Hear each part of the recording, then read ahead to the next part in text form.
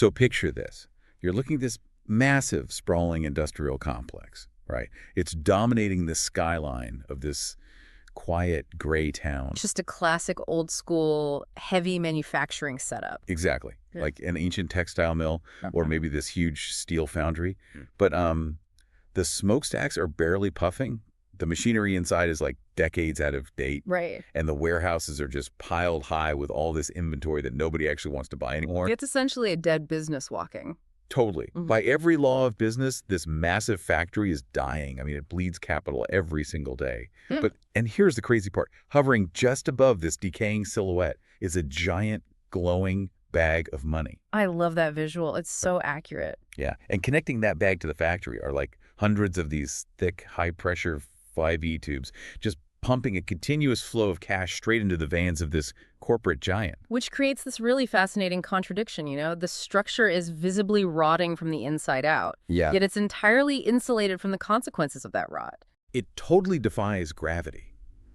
I mean, logically, you'd think a business that fundamentally fails to produce any value should just, go bankrupt. Right. The market should step in, clear out the dead wood, and just make room for something new. Exactly. But in this specific scenario, that doesn't happen at all. These failing, mediocre giants are not only surviving, they're actually existing in this state of artificial comfort. Oh, absolutely. They're living better than most regular people. Right. The executive board is still approving these lavish bonuses. The administrative headquarters are fully staffed. They're keeping up this perfect illusion of corporate majesty. While completely suffocating everything else around them. Exactly, because right down the street you have these brilliant young engineers with, amazing startup ideas, right? Yeah. But they are withering on the vine because all the financial water in the entire region has been diverted to keep this one dying plant artificially hydrated. And that diverted water is, it's basically a kind of sweet poison for an economy. Sweet poison, I like that. Because it tastes like salvation in the short term, especially to the politicians who just want to avoid layoffs at all costs. But over time, it quietly devours the future potential of an entire nation. Which brings us to our mission today. Welcome to a new deep dive. And today, we're going to completely unpack a truly mind-blowing piece of academic detective work. It really is a phenomenal piece of research. It's incredible. We're diving into a paper by economists Marianne Bertrand, Antoinette Shore, and David Tesmart. It's about the French banking reforms of 1985.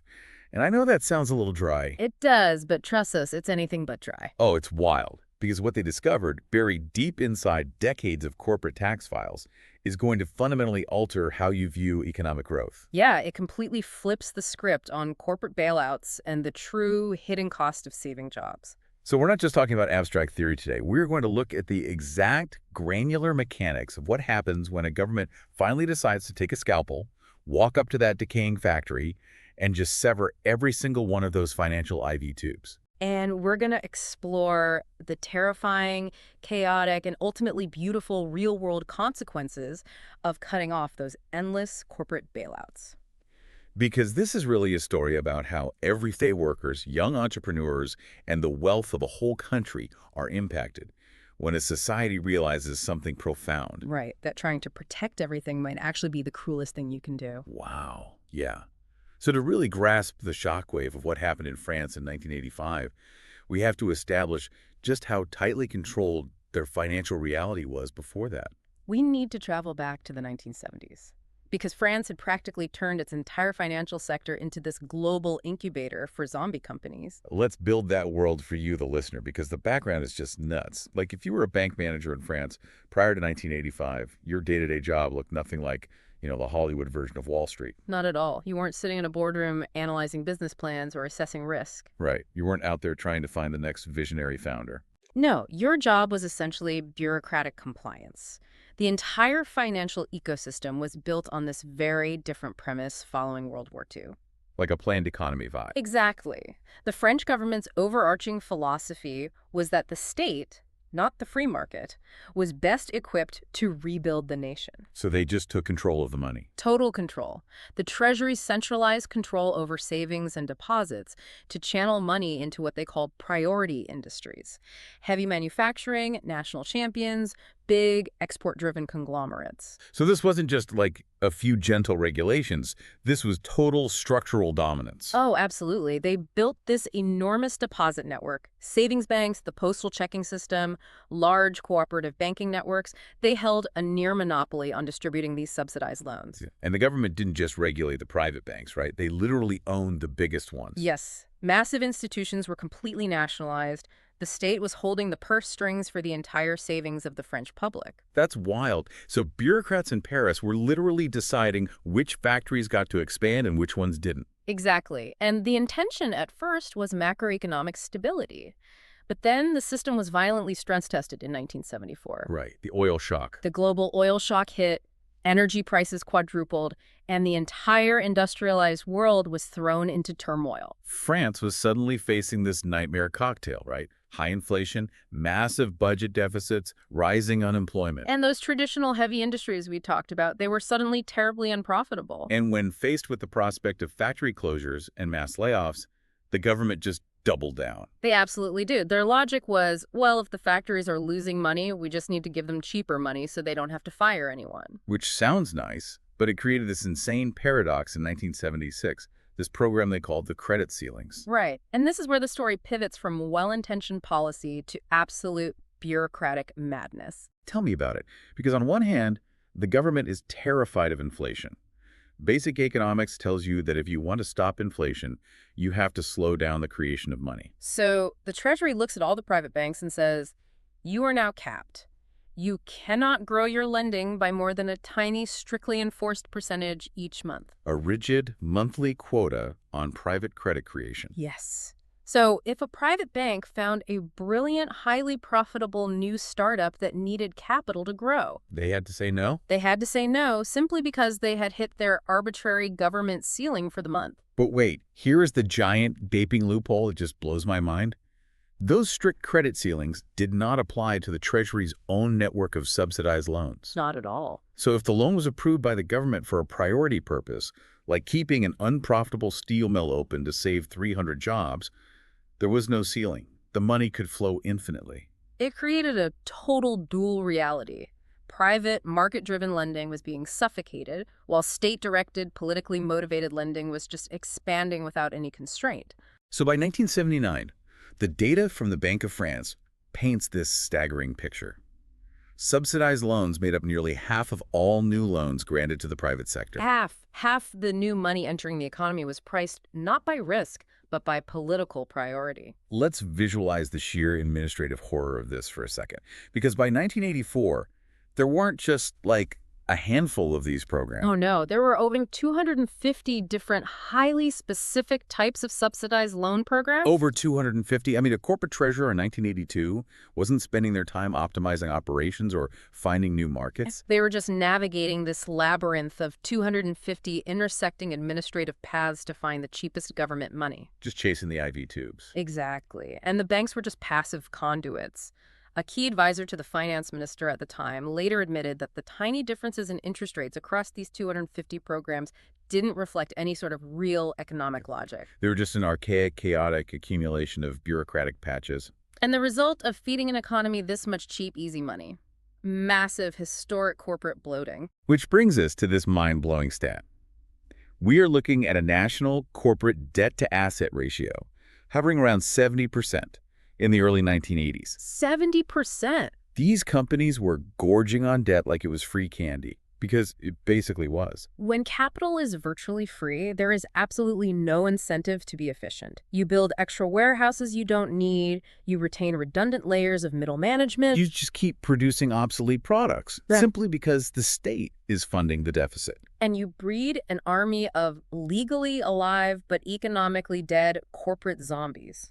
Okay, I want to push back on this framing just a bit, though, because I want to really understand the mindset of the time. Sure. If I am a French citizen in 1981 and a new government has just been elected on a promise to protect the working class, this system probably sounds pretty good, right? From a certain angle, yes. Like, if a massive auto plant in my town is threatening to lay off 5,000 people because they can't compete with foreign imports, stepping in with a huge subsidized loan to keep those paychecks flowing seems noble. It sounds like the government is building a protective shield around its people. Exactly. So why is this framed by economists as A suffocating system rather than a compassionate one. It's because that protective shield is highly visible and the benefits are immediate. Those 5,000 people keep their jobs today. That's why the politics of it are so seductive. Right. But the cost of this policy is entirely invisible. It's a stripped zero-sum game of capital allocation. Wait, how so? The government can always just print or borrow more money, right? They can print money, sure, but they cannot print physical resources, human talent, or the actual capacity of an economy to generate wealth. Oh, I see. Think about interest rates. They are the fundamental sensory organs of a capitalist system.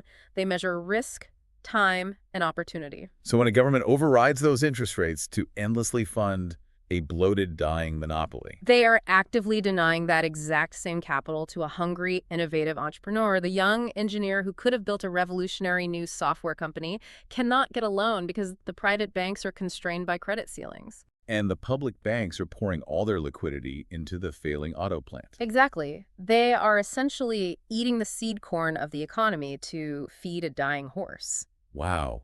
Eating the seed corn to feed a dying horse. That is a brutal image, but so true. And eventually, you run out of corn. By 1983 and 1984, the sheer weight of these interventions was threatening to capsize the entire French banking industry. The system had just become utterly unmanageable. Inflation was stubbornly high, the currency was under pressure. And the government's budget was bleeding out because they couldn't even accurately calculate how much these 250 subsidy programs were costing the state. So the machine is grinding to a halt. The government is flying blind, the banks are just paper pushers, and the biggest corporations are drowning in 70% leverage. Completely dependent on the next government check. The breaking point had arrived. The Treasury finally recognized that the sweet poison was turning fatal. They had to execute a drastic, almost unimaginable reversal of policy, which takes us back to that decaying factory from our opening. It's late 1984. The government doesn't just, send a memo asking the factory to use a little less of the glowing money bag. They don't just tweak the flow rate of the IV tubes. In 1985, they walk in with a sharp, sterile scalpel, and they slice right through the entire bundle of bureaucratic tubes. The policy reversal was immediate and foundational. The 1985 reforms unleashed what was effectively shock therapy on the French corporate landscape. Shock therapy, I love that term. What were the actual steps? First, they completely abolished the private credit ceilings. Gone. Wow, just like that. Second, they wiped out the vast majority of those 250 subsidized loan programs. A few minor exceptions remained for tiny, localized businesses, but the massive industrial subsidies vanished overnight. And the third, most terrifying step for these companies. They forced the banks to act like real banks again. Oh, man. The government instructed the newly liberated banking sector to set their own interest rates based purely on actual mathematical market risk. So the message from the Treasury was basically, you are on your own. You must now make lending decisions based on whether a corporate project will actually make money, not whether a politician wants to save a specific voting bloc. Exactly. And think about what that means. If I'm reading the financial newspapers in Paris in December 1984, and I see this announcement, I am predicting absolute Armageddon. Totally. You have an entire national economy of massive corporations running on 70% debt, utterly addicted to free money. You cut the supply overnight. The logical expectation is that the corporate debt market just explodes in a chain reaction of defaults. A complete systemic collapse. But the data shows something completely counterintuitive. The apocalypse never materialized. Wait, really? Really? Instead, the French corporate sector underwent a massive, rapid deleveraging process that was surprisingly orderly. I mean, certainly painful for the incumbents, but orderly. Let's look at the numbers. Because the flow of funds data from the Bank of France reveals a breathtaking drop. That 70% corporate debt-to-asset ratio plummeted down to 50% within just 2 years of the reform. And it stabilized at that new, healthier baseline for the entire following decade. Okay, let's break down the mechanics of how that actually happens. Because a massive company doesn't go from 70% leverage to 50% leverage in 24 months without just declaring bankruptcy. It's not magic. Where did the debt go? It requires a combination of behavioral changes. First, when banks refuse to roll over short-term debt or offer new loans, companies are forced to use their incoming operational cash flow to pay down principal. Right, instead of using it to expand or pay out dividends. Second, they begin liquidating assets. If you have an empty warehouse sitting on your balance sheet that was funded by cheap debt, you sell the warehouse and use the cash to extinguish the loan. So the balance sheet shrinks, But the leverage ratio improves. Precisely. But from a data detective standpoint, this is where Bertrand, Shore, and Fesmar really shine. Yeah, because the mid-1980s were a messy time globally, right? Yeah. Central banks everywhere were fighting inflation by raising interest rates.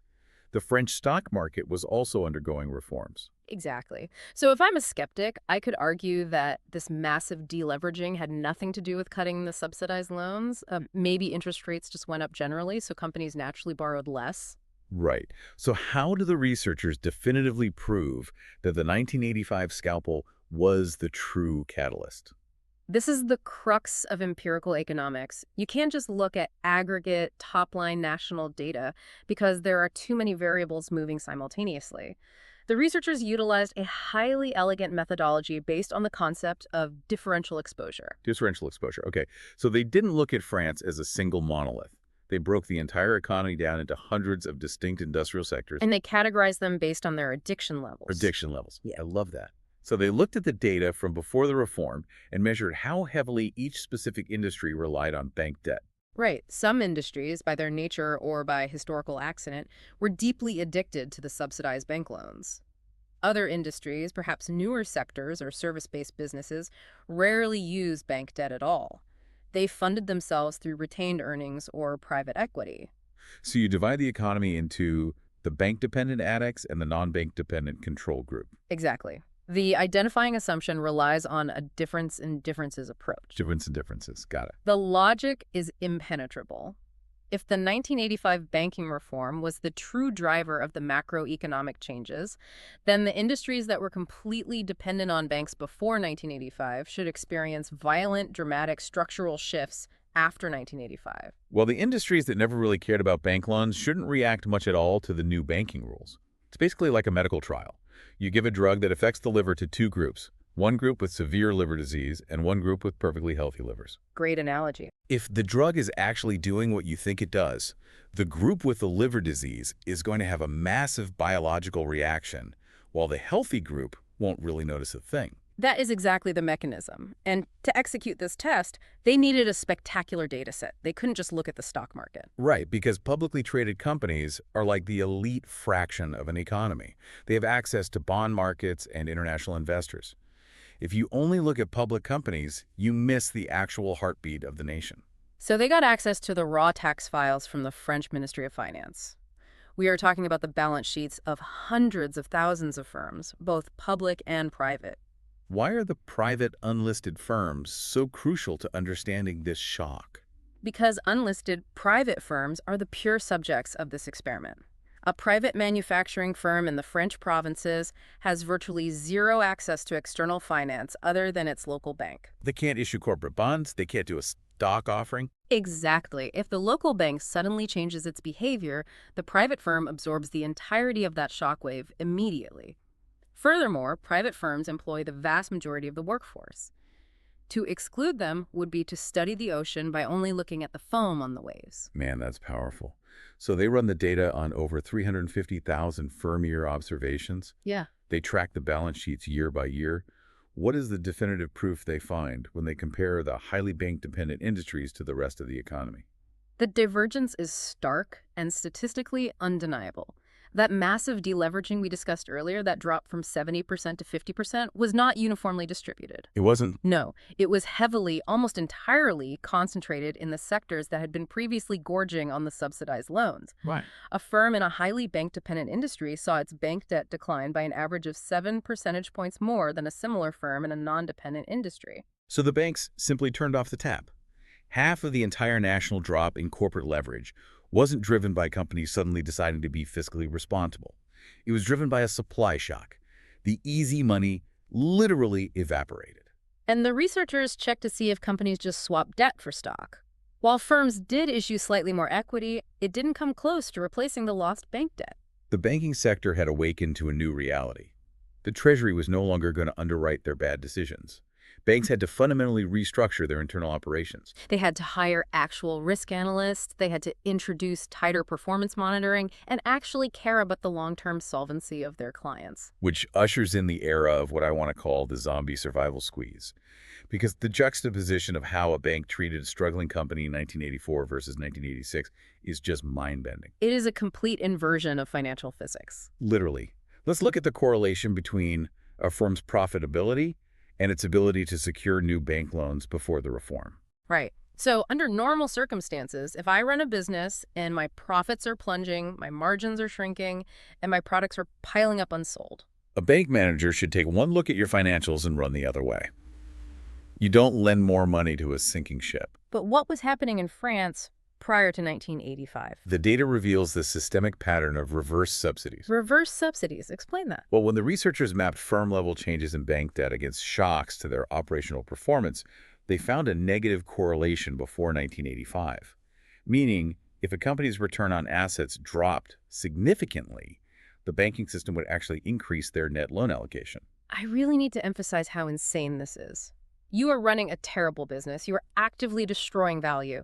And the bank's response is here, take another 10 million francs. It's anti-market logic. It is entirely anti-market, but it is perfectly rational within a planned system where the primary unspoken mandate is to prevent localized unemployment at all costs. Right. The banks were not functioning as capital allocators. They were functioning as an off-balance sheet welfare system for the state.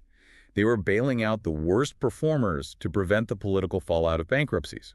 But then the scalpel drops in 1985. The government removes the safety net. What happens to that bizarre reverse subsidy? It evaporates completely. The post-1985 data shows a fundamental flip in the relationship between performance and credit access, especially for the worst-performing firms.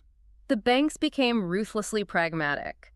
If a mediocre or failing company suffered a negative shock to its profitability, the cheap money stopped instantly.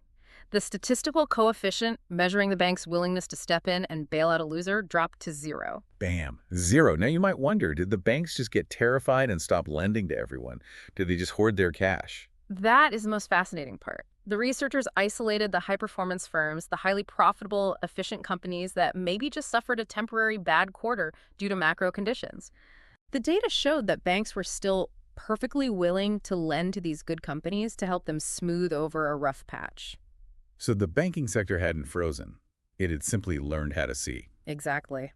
They could finally differentiate between a fundamentally sound company having a bad day and a fundamentally broken company pretending to be alive.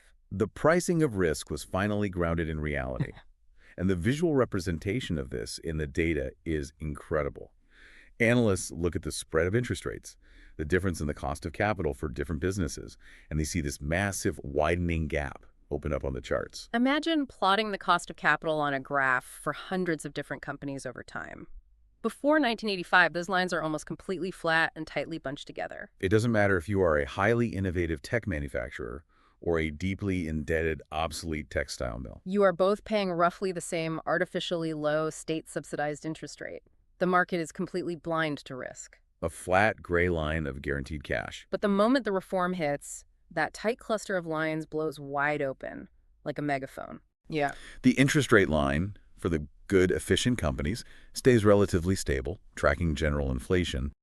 But the line for the poorly performing, high-risk companies skyrockets almost vertically. The market opens its eyes and begins to aggressively, punitively price the inefficiency it sees.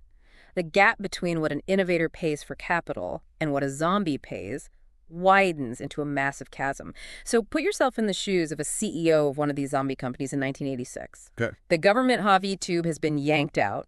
You walk into your newly privatized bank, and the manager looks at your terrible profit margins and either refuses to give you a loan entirely or demands an interest rate so exorbitantly high it would bankrupt you anyway. Which is terrifying for them. But these massive companies didn't all just drop dead the next morning. They fought to survive. What does a desperate corporate giant do when the bank vault locks? They exhibit the classic behavior of a highly constrained entity. They seek out alternative, usually much more expensive, sources of liquidity. Cut off from the formal banking sector, the data reveals these poorly performing firms in the dependent sectors turn to their own supply chains for survival. Squeezing the suppliers. How does the data actually show this? The researchers tracked the use of trade credit on the corporate balance sheets. Trade credit is essentially the money a company owes to its suppliers for goods and services already delivered but not yet paid for, accounts payable. And the data showed a highly statistically significant spike in the reliance on trade credit among the worst performing firms. In the bank-dependent industries, trade credit as a percentage of total capital structure spiked by 3%. Let's translate this into a human analogy because the mechanics are so relatable. Imagine a teenager who has been living off an enormous unconditional allowance from the bank of mom and dad. The classic scenario. Suddenly, the parents cut them off and say, you need to learn how to budget. But instead of getting a part-time job or cutting back on expenses, the teenager just starts aggressively borrowing lunch money from their friends at school. They say, hey, let me get that slice of pizza. I'll pay you back next week.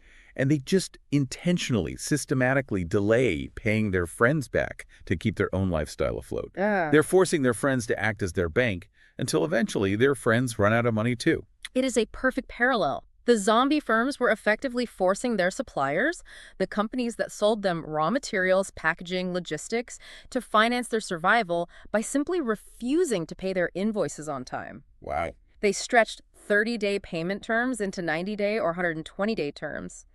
And crucially, the researchers noted this behavior was specifically isolated to the poorly performing firms. The efficient companies weren't doing this. The zombies were using trade credit as a desperate final lifeline because the formal capital markets had rejected them. It is the ultimate red flag of a distressed business. When a massive industrial manufacturer is strong-arming the small business that supplies their cardboard boxes into acting as a short-term lender, the rot is deep. And that supplier squeeze can only last so long.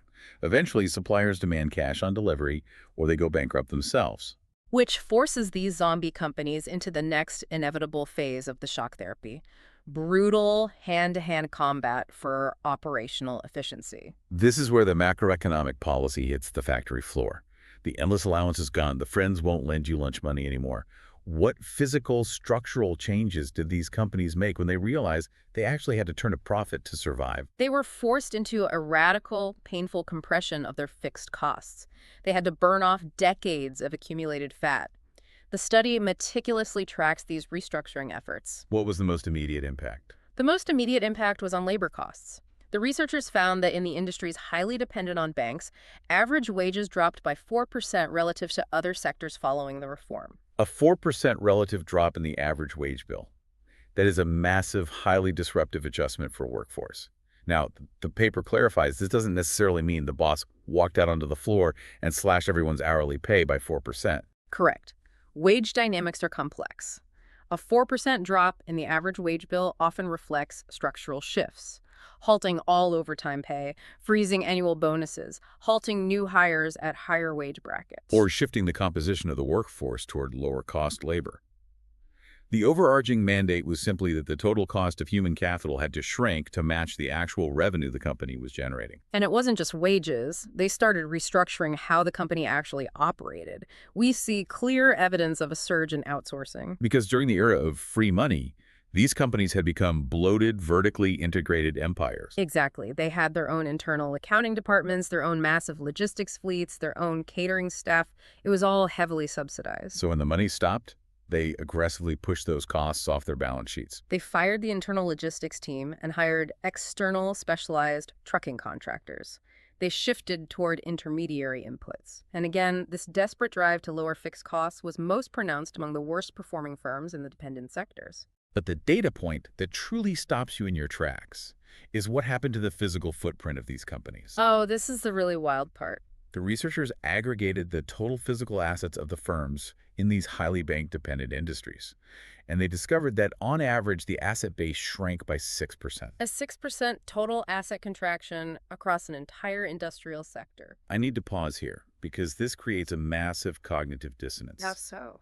Well, if I'm reading the Wall Street Journal or the Financial Times today, and the headline screams, "Major industrial sector shrinks assets by 6%, the narrative is universal panic. That is the definition of a brutal recession. Politicians would be holding emergency press conferences. Absolutely. Normally, we inherently associate asset growth with economic success. We want companies to be building new factories, buying state-of-the-art machinery, expanding their footprint. So why do Bertrand, Shore, and Fesmar present this 6% asset shrinkage not as a catastrophic failure, but as the dawn of a massive economic boom. It feels completely anti-common sense. It appears anti-common sense until you deeply analyze the quality of what was actually shrinking. This contraction shattered what economists call the illusion of overinvestment. The illusion of overinvestment. Okay, explain. Go back to that 70% debt ratio.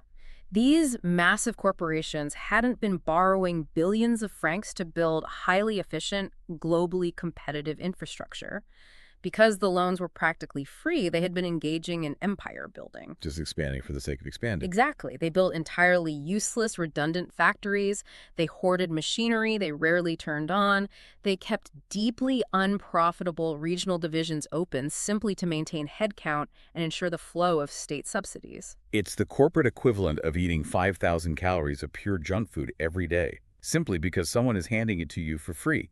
Yes, your physical mass is expanding, you are getting bigger, but you are not getting stronger. You are just accumulating toxic metabolic fat that will eventually kill you. That is exactly it. A 6% shrinkage meant they were finally forced to exercise and burn off the fat.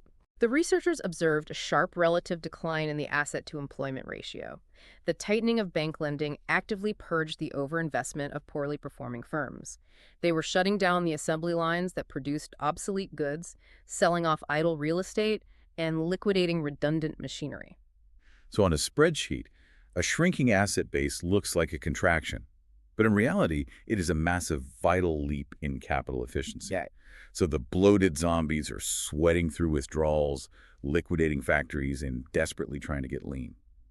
But what is happening on the other side of the equation? What about the brilliant startups and the highly efficient, good students who are being starved of capital under the old regime? This is where we witness the springtime for the innovators. The researchers designed a brilliant statistical test to see if the banking sector had actually improved its ability to screen and monitor risk. They wanted to know, if a bank gives a company a new loan after 1985, does that company actually go on to succeed? So they are tracking the predictive power of a bank loan. You get a loan in 1986. What does your balance sheet look like in 1989?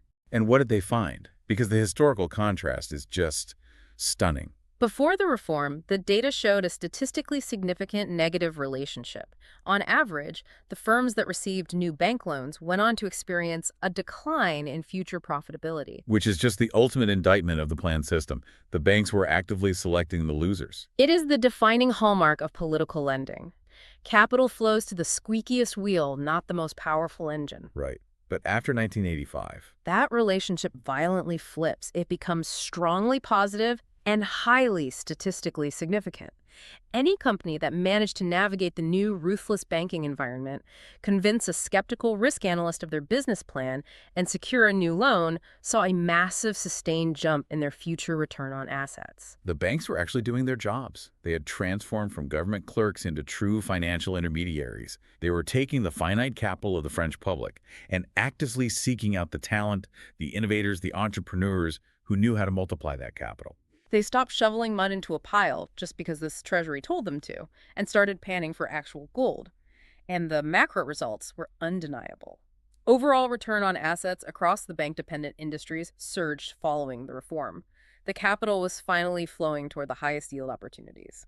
But, we have to acknowledge the dark side of this transition. Some of these older companies were so bloated, so completely dependent on the sweet poison, that no amount of wage cuts, outsourcing, or asset liquidations could save them. Their core business model was fundamentally broken. Right. They couldn't survive the transition from the incubator into the harsh sunlight of the real market. Which brings us to a phase of the data we can call the mercy of death. It sounds incredibly harsh, but in the life cycle of a dynamic economy, the ability to cleanly exit bankruptcy liquidation is just as vital as the ability to enter. The paper closely tracks these firm exits, and they found that the 1985 reform radically rewrote the rules of corporate mortality. After the subsidies were cut, the likelihood of a low-performing firm going bankrupt absolutely skyrocketed. The statistical sensitivity of a firm's exit to its poor past performance tripled. Tripled.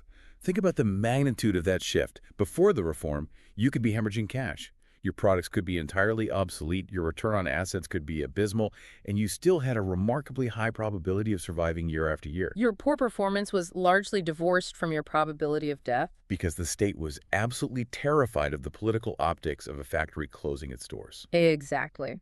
But after 1985, the true gravity of the market asserted itself. If you were inefficient, the banks cut you off, your suppliers stopped extending trade credit, and you died. The correlation between having a terrible balance sheet in year one and ceasing to exist in year two became incredibly tight. And here's the beautiful part. As these massive, rotting corporate giants finally collapsed, as those sprawling, useless factories were shuttered and their assets auctioned off, it didn't leave a permanent smoking crater in the economy. No, it left incredibly fertile soil. The researchers document a massive wave of new entrants rushing into these exact same industries. This is what economists refer to as the reallocation effect on the extensive margin. When the researchers analyzed industry-level gross capital flows, they found a massive relative increase in the rate of market entry following the reform. Specifically, in the highly bank-dependent industries that were experiencing all these bankruptcies, the total asset creation driven by entirely new startups increased by an astonishing 26%. 26% more new asset creation from the blood of startups. They're rushing into the void that the zombies finally vacated. And this tidal wave of new entry had a profound structural impact on the concentration of power in the French economy. The researchers measured this utilizing the Herfindahl Index. Break down the concept of the Herfindahl Index for us. Sure. The Herfindahl Index is a standard economic metric used to evaluate market concentration and the intensity of competition within an industry. If an industry is totally dominated by one or two massive entrenched monopolies, the index score is very high. Conversely, if an industry is highly fragmented, made up of thousands of small, fiercely competitive firms constantly fighting for market share, the index score is very low. So what exactly happened to the Herfindahl Index in these formerly state-subsidized, bank-dependent sectors after the IV tubes were cut? It dropped significantly. The monopolies began to crack. To make the data even more tangible, the researchers looked specifically at the top 5 mega corporations in these industries.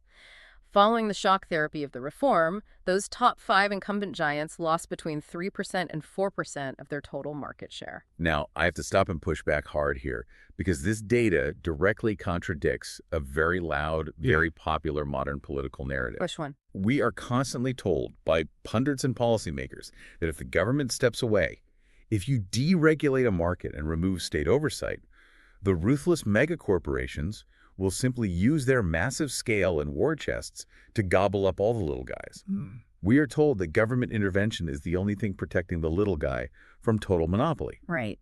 But this paper is explicitly saying that taking the government out of the banking sector actually broke the monopolies and helped the startups steal market share.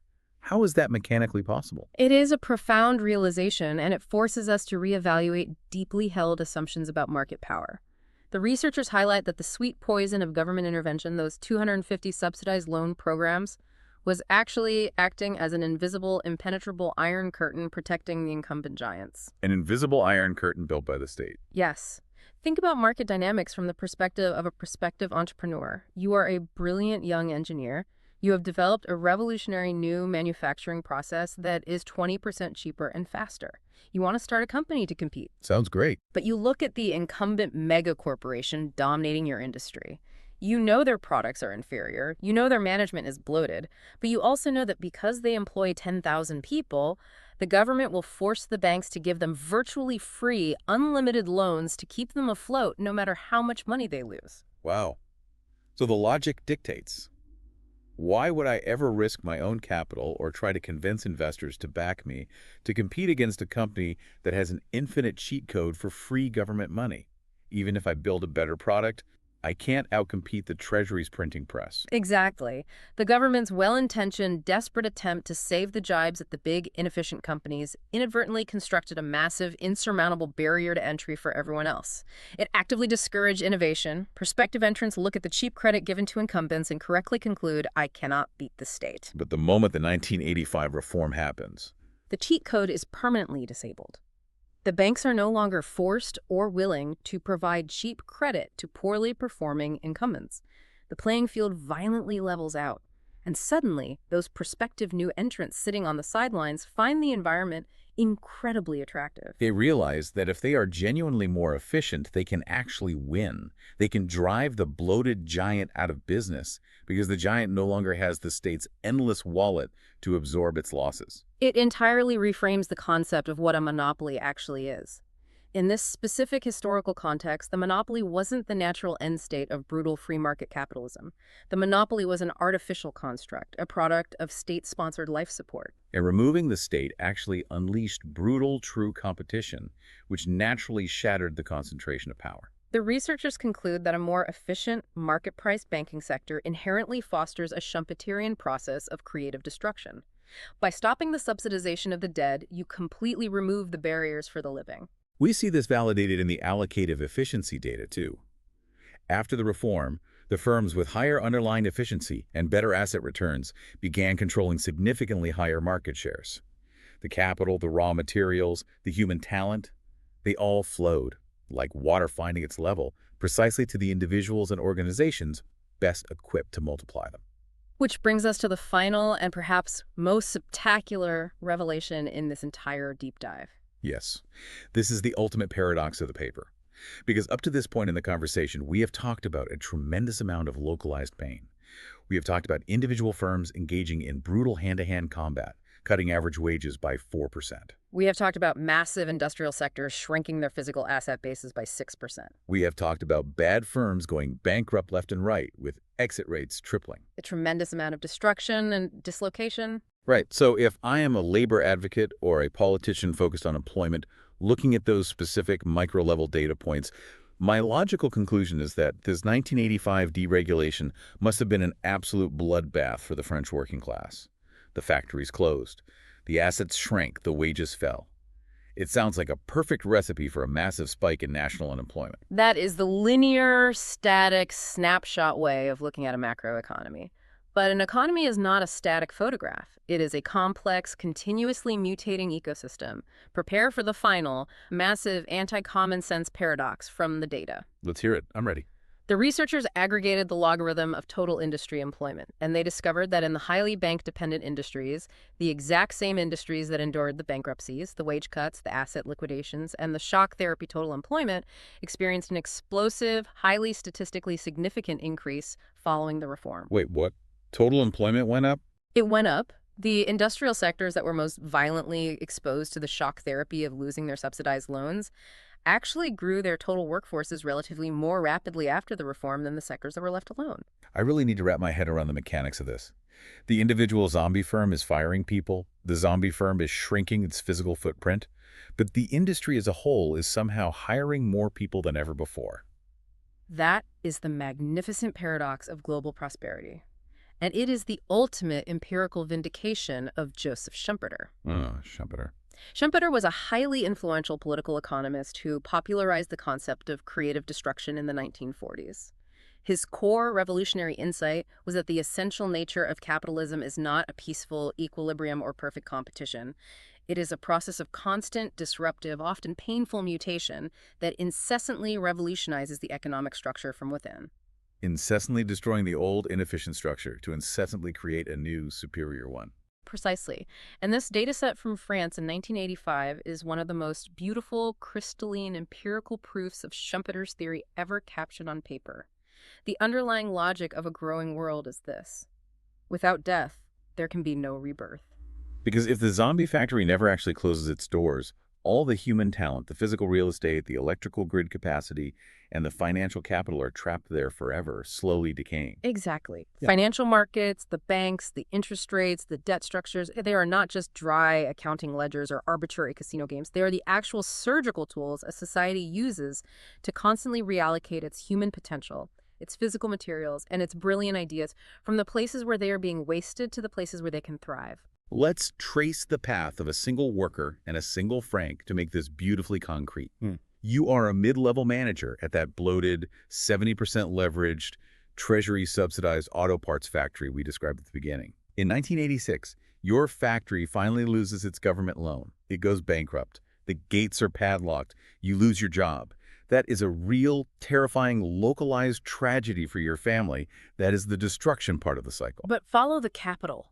The bank that used to waste 10 million francs a year keeping your doomed factory on life support now has that capital back in its vault. And because the bank is now forced to be profitable to survive, they are desperate to earn a real return on that money. They look out into the market and they find a brilliant 28-year-old entrepreneur who wants to start a leaner, faster, highly automated manufacturing firm using new technology. The bank properly screens the risk, realizes she is a genius, and gives the good student the capital. She gets the loan. Her new business explodes because her product is vastly superior, and crucially, she no longer has to compete against a state-subsidized behemoth artificially depressing prices.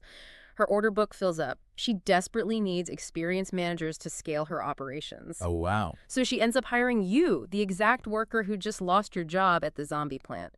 But now you are working at a company that is actually growing, innovating, and capturing true global market share. And because her new factory is running a highly efficient, modernized operation, the total economic value being created by your daily labor is significantly larger, which perfectly explains the final piece of the data puzzle: labor productivity. The study found that value added per worker, the measure of how much actual economic wealth each individual employee is generating, shot up massively in these bank-dependent sectors. The French workforce didn't suddenly become inherently smarter or decide to work twice as hard in 1986. They were simply taken out of a broken, obsolete machine that wasted their time and energy and plugged into a highly tuned, innovative machine that exponentially amplified their efforts. The brutal reallocation of assets and jobs, from the worst-performing firms to the best-performing firms, lifted the entire baseline capability of the industry. When you stop protecting the dead, the living flourish. The wave of new entrants ultimately created far more high-quality jobs than the exiting zombies destroyed. It is such a profound, almost philosophical lesson in the extreme danger of trying to freeze an economy in amber. The French government in the 1970s and early 1980s was understandably terrified of the short-term political and human pain of a factory closing. So they constructed this massive, complex, suffocating matrix of 250 subsidized loan programs to freeze everything exactly where it was. But in their desperate attempt to prevent the pain of destruction, they accidentally prevented the joy of creation. They suffocated the future in order to protect the past. And it required a radical, highly courageous wave of shock therapy in 1985 to shatter that stasis, to pull the IV tubes out, allow the market to price risk accurately, and force the nation's capital to flow toward efficiency rather than political priority. It's an incredible story. What an incredible journey through the data. Let's recap the massive arc we've covered today. We started by exploring a suffocating, state-controlled French banking system that acted as a global incubator for mediocrity, feeding zombie corporations with endless, cheap, subsidized loans. We then analyzed the watershed shock therapy of the 1985 reforms, where the government boldly abolished credit ceilings, wiped out the subsidies, and forced banks to evaluate true market risk. We witnessed the immediate, brutal squeeze that followed. Bad companies, suddenly cut off from cheap capital, tried desperately to survive by squeezing their supply chains, but were ultimately forced into a hand-to-hand combat for efficiency, compressing wages, outsourcing, and physically shrinking their bloated asset bases to burn off the toxic fat of overinvestment. We saw how the mercy of death allowed the market to clear. The exit rate for failing firms skyrocketed, which actively shattered the invisible iron curtain protecting incumbent monopolies. The Herfindahl concentration index dropped as the top megacorporations lost their unearned market share to a surge of new startups. And finally, we arrived at the beautiful anti-common sense paradox. Through all the localized pain, the bankruptcies, and the corporate downsizing, total employment and labor productivity actually surged. The economy underwent a massive Schumpeterian rebirth, continuously reallocating capital and human talent to the brilliant new entrants who had previously been locked out by the state. The work by Bertrand, Shore, and Thesmar is just a masterpiece of empirical economics. It perfectly isolates and illustrates how technical microeconomic changes in how a bank prices a loan ripple outward to completely alter the macroeconomic destiny, innovation rate, and wealth of a nation. It truly does. And looking at this data leaves us with a deeply resonant, almost haunting question, one that feels incredibly urgent for the world we live in right now. I want you to picture that grim factory from our introduction one last time. The decaying giant kept alive solely by the glowing bag of money and the thick IV tubes. Keep it in your mind. Every single time there is a modern financial crisis, whether it is the housing collapse of 2008, the global disruptions of 2020, or whatever inevitable shock comes next. Governments globally rush to drop interest rates to absolute zero. They fire at the printing presses and pump trillions of dollars into the system, repeatedly bailing out giant airlines, failing banks, and massive, inefficient corporate behemoths. And we are always told by politicians in very earnest tones that this is absolutely necessary to save the everyday worker, to protect the middle class, to prevent a catastrophic depression. But looking back at the stark, undeniable data from France in 1985, we have to stop and ask ourselves a terrifying question. Are we actually saving the middle class today? Or are we simply building a new, highly sophisticated global zombie incubator? Are we actively breeding an unstoppable army of massive, untouchable corporate giants who survive and dominate, not because they offer the best products, but simply because the government refuses to let them fail? Do we as a modern society still possess the courage to face the short-term, localized pain of creative destruction? Do we have the stomach to walk up to the dying factory, pull the IV tubes, let the dead wood burn, and embrace the terrifying, vibrant, fair, and incredibly dynamic future that only ever emerges after the fire? Something for you to chew on until our next deep dive.